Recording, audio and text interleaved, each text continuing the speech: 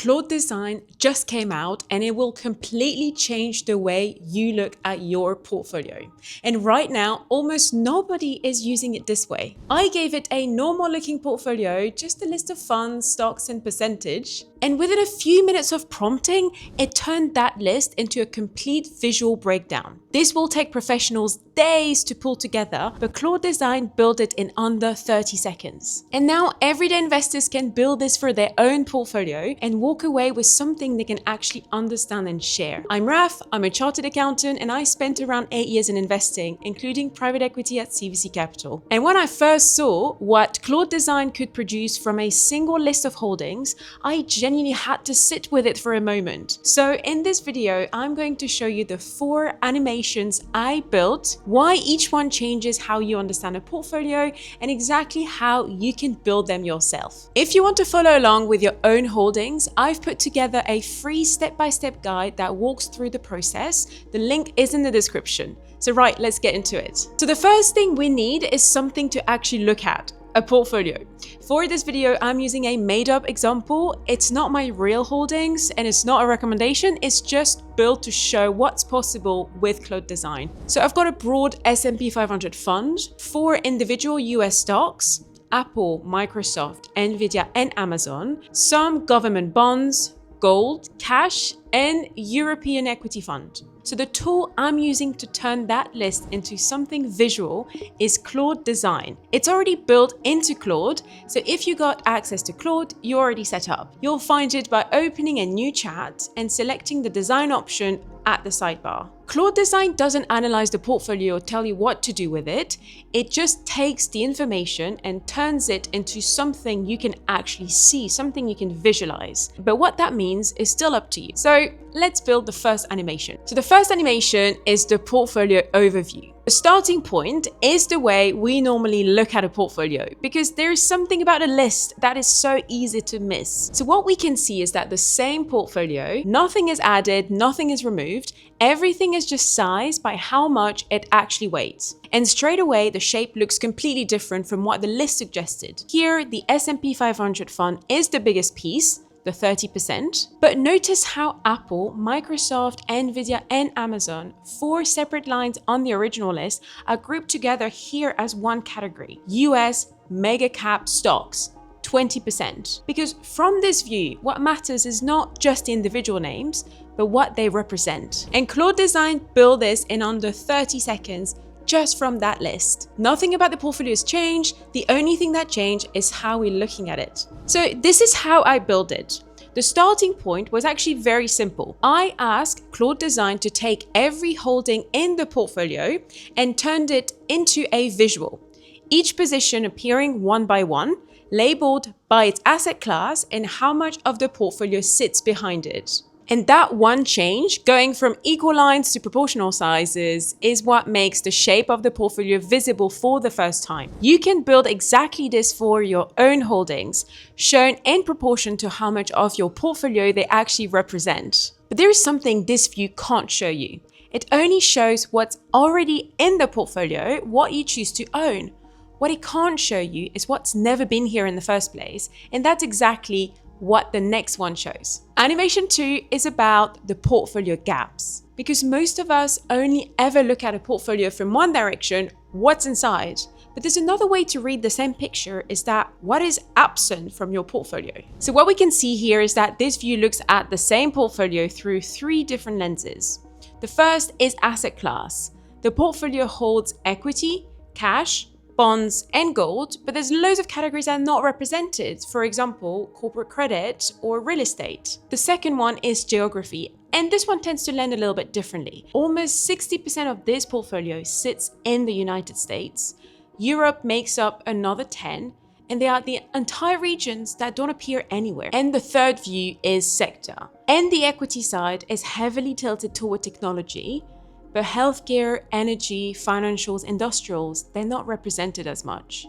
Looking at the same portfolio 3 different ways shows you 3 different things you might have missed. And Claude Design built these 3 views just from a few lines of prompting, something most everyday investors have never even thought to ask about their own portfolio before. So here's how I built this view. Most of the time when you look at a portfolio, you only ever see what's inside. So I wanted to flip that question, and I asked Claude Design to take the same holdings and look at them from 3 different angles.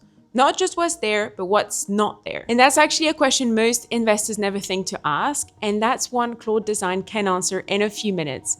You can obviously run your own holdings through the same 3 lenses and see both sides for yourself. So now we can see the shape of what's there and the shape of what is not there. There's still one more problem. Even after seeing what you own and what you don't own, we're still treating every investment as if it only exists in one place. And that's where funds become interesting. Animation 3 is about the overlap you might have between your direct holding of stocks and holding a fund like the S&P 500. So what we can see here is that from the list, this portfolio looks like it has 5% in each of those 4 companies. Apple, Microsoft, Nvidia, and Amazon, 5% each, 20% combined. That's what you can see from the list.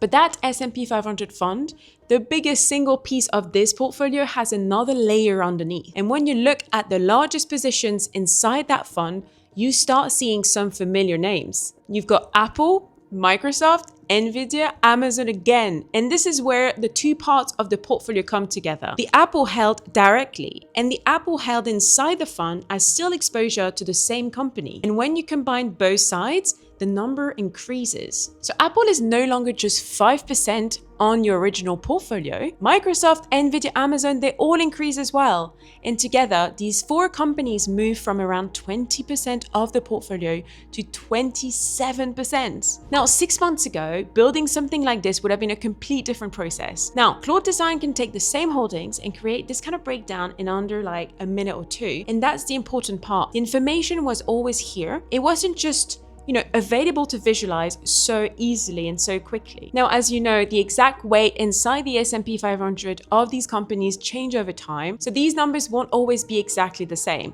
But the important part is the idea. The same exposure can exist in more than one place. So here is how I built it in Claude. So I always start with a question I want to answer very simply. Are these investments really as separate as they look? Because from the portfolio list, the S&P 500 fund sits in one place and the individual stocks sit somewhere else. So they look completely unrelated. And that's where the overlap becomes visible, not because the portfolio changed, but because Claude connected 2 parts of the portfolio that the list kept separate.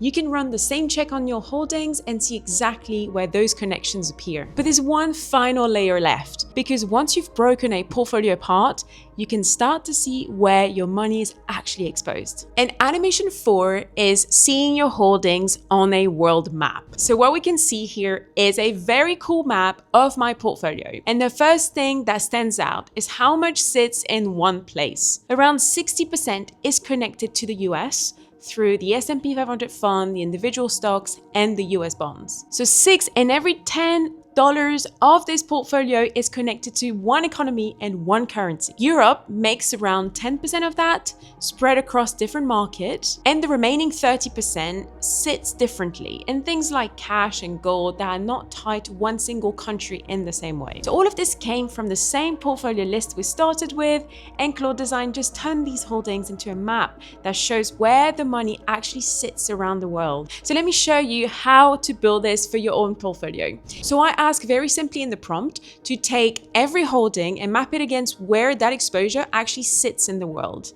And instead of another list, Claude Design turned the same holdings into a map with each country sized by how much of the portfolio was connected to it and the largest exposure shown clearly in one number. And instead of another list, Claude Design turned the same holding into a map, rotating nicely, showing a lot of very good visuals, and clearly showing me my largest exposure in one number. And you can do the same thing with your own portfolio, not just seeing what you own, but where your money is actually exposed. The difficult part here was never just having the information, because most of it was already there. The holdings, the fund, the percentages, we all know that. The difficult part was taking all of that information and turning it into something clear, something you can actually understand, visualize, explain. And that's what Claude Design has made so much easier. A portfolio that starts as a list of numbers can become something visual in just few simple prompts. So if you want to build these for your own portfolio, the free step-by-step guide at valuebyraph.com walk you through how to do the 4 views for your own portfolio. And if you want the exact prompt I've used for these animations to make sure you replicate exactly that,